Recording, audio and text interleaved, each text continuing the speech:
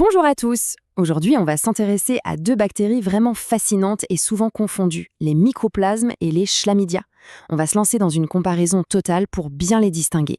Alors, ce qui est intéressant avec ces deux-là, c'est qu'elles ne sont pas des bactéries comme les autres. Elles bousculent un peu les règles, si on veut. Et en plus, elles sont à l'origine de maladies assez courantes. C'est pour ça qu'on va les regarder de très très près, point par point, pour vraiment saisir ce qui les rend si spéciales. Et pourquoi, en médecine, c'est capital de ne pas les mélanger. Alors, voilà notre plan pour y voir plus clair. D'abord, on va voir pourquoi on les qualifie de non conventionnels. Ensuite, on va comparer leur profil, leur structure, tout ça.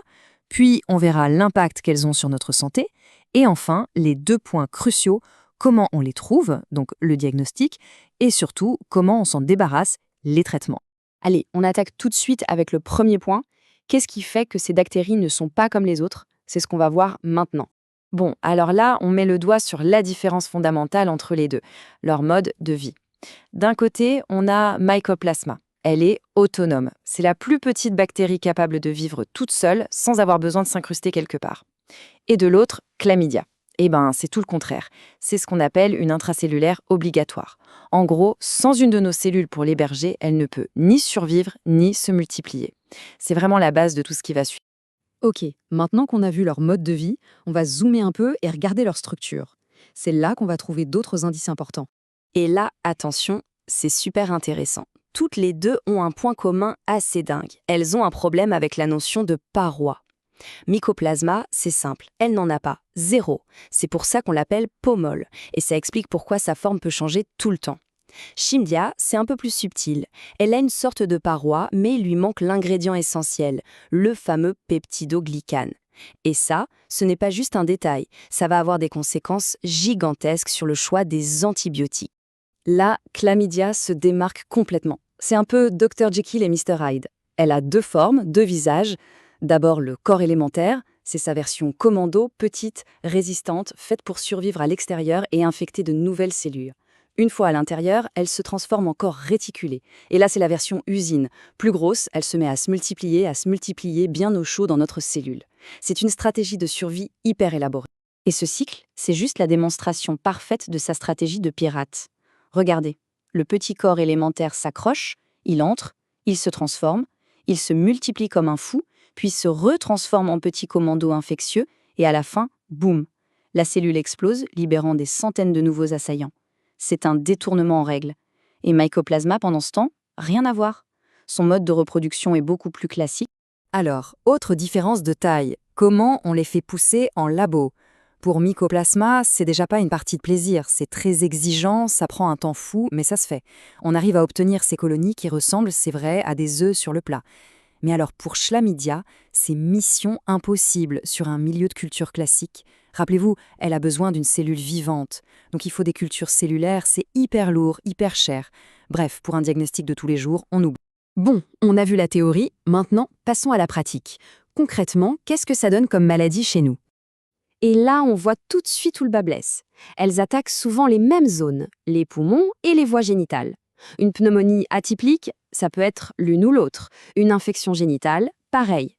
Et comme les symptômes peuvent se ressembler, ça complique tout. C'est pour ça que cette comparaison est si importante.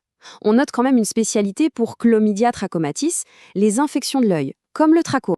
Ok, donc on a des bactéries difficiles à cultiver qui provoquent des maladies similaires. Alors comment on fait pour savoir qui est le coupable? C'est la question du diagnostic. On l'a déjà un peu effleuré, mais le défi est là.